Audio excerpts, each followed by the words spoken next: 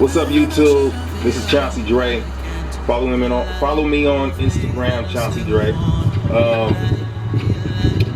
And Twitter, Chauncey Dre. And YouTube. Subscribe. Here's the thing. All right, so I wanted to do a video that on competing. A lot of you women. This is actually for women. I'm gonna give you my top 3 tips for succeeding in the NPC as a first-time competitor. To have, I actually had a teammate. Her first show, she won first place. You know, so this is insider information that I know. So, and I'm gonna give it to you. Okay. So here are my 3 tips that will take your first time competing literally night and day from 0 to 60. This is the difference in you getting up there and wanting to do it again, or getting into a show, feeling a bit embarrassed, not doing as well as you should have, never wanting to compete ever again. Tip number 1, choosing the right coach. That's a subject that a lot of people are just never addressing. And what that is what I mean by that is, don't go after, okay, a lot of you women, I see you guys do this all the time. You guys go after a team that has the biggest roster, that's branded and all that stuff. Well, here's the thing. That's obviously the pro. Here's the con. They can't put any energy towards you. First of all, you're new. You've never done this before. You don't even know how you're gonna look. The coach doesn't even know how you're gonna look. You know, you don't really know how you're gonna look once you're leaned out. You don't know how much muscle is there. You know, so you don't really know where your weaknesses are. And that's what competing is all about. Hiding your weaknesses, showcasing your strength. So you don't really know exactly how you're gonna come in. The best advice is to don't go after these big teams, like I said, because they're consumed with their number 1, their number 2, their number 3, and the rest. They're not gonna have the time and energy of what you're gonna need. You need someone to take you by the hand, really deal with the emotional part of it. Obviously they know how to do that, but they just don't have the time and energy, and they're not going to tell you. You need to get you a coach that doesn't have a long roster of 20, 30, 40, 50 people that they're managing, that they're coaching. You won't be able to survive like that. So, and I had an experience like that years ago.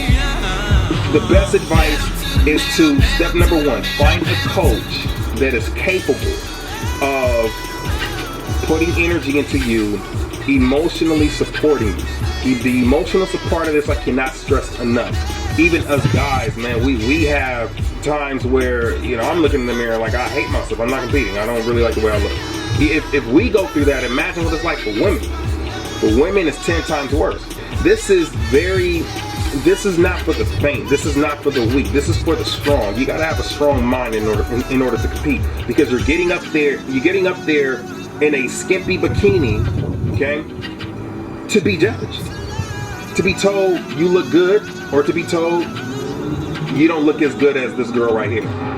So you're gonna have to understand that that's what it is, and you need a coach that's going to help support the way you look, your flaws, your weaknesses, the strong points, and all of that. So you're gonna need the right coach. That's number 1. Number 2, calibrating your life for competing. This is a huge one. Even me, myself, even I have to do this. Every competitor is not a competitor alive that will have a successful prep unless he or she is optimizing or calibrating their life in such a way that it makes competing, or makes sure that their prep is as easy as possible. It needs to flow. You got to have a rhythm. You need to be on time. You need to be in time. You need to have your schedule. You need to be very, very organized. Because if you don't, then what happens is, when you're supposed to be sleeping, you're up doing this and doing that. You're cooking, you're cleaning, you're doing this, you're traveling, you know, so-and-so's birthday party, all those different things, and that's going to hinder you. So you need to calibrate your life and be sure, understand that prep comes first. Everything else in life will come second. Well, prep is 16 weeks. So 16 weeks, this is priority 1. After that, then you get your life back. That's what competing is about. So the best thing to do is to do exactly what you're supposed to do, but calibrate your life so that you can adhere to the instructions that your coach is giving you. And last but not least, number 3, choosing a posing coach is essential if you are competing. If you don't have the right posing coach, then you're not going to be able to showcase your body the way you should. You know, a lot of people, they kind of go on YouTube or they'll go on Instagram and they're just copying other people's, you know, posing routine. No, that's not the right thing to do. That's the same thing as, hey girlfriend, what size pants do you wear? Okay, well, let me see if this dress fits the way it fits you. It's not. You must choose and work a posing routine that's going to best fit your body to showcase your strengths and hide your weaknesses. Even if you don't think you have any weaknesses. Oh, my booty is so big, and oh my God, it's nothing but I'm so lean, and all that stuff. You got weaknesses, and you won't know that you have weaknesses until somebody that looks better than you is standing next to you. Then all of a sudden, whoa, actually your booty's not that great at all, and you have a lot of fat.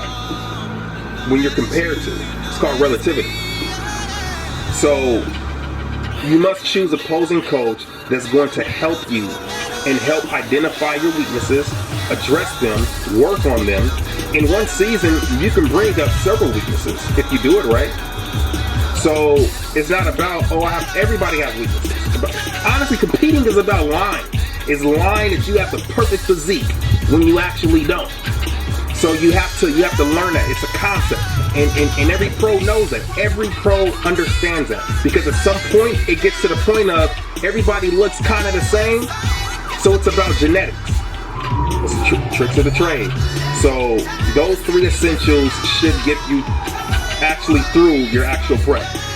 The best thing to do, number 1, find you the right coach. Number 2, calibrate your life so that you have a prep that is designed, you can adhere to a prep or to your prep that is designed to carry you through Saturday when you get on stage. And then number 3, your posing coach. If you follow those things, these 3 techniques, I guarantee you will have a much better experience, and you should place given you have the right coach. Alright, so this is Chauncey Dre. I will be coming to you with a lot more videos. Subscribe, like, share it. Anybody that needs to hear this. Anybody that wants to learn about competing, I'll do my best to answer them. I'll be very, very blunt and very honest. Yeah, so, alright, this is me signing off.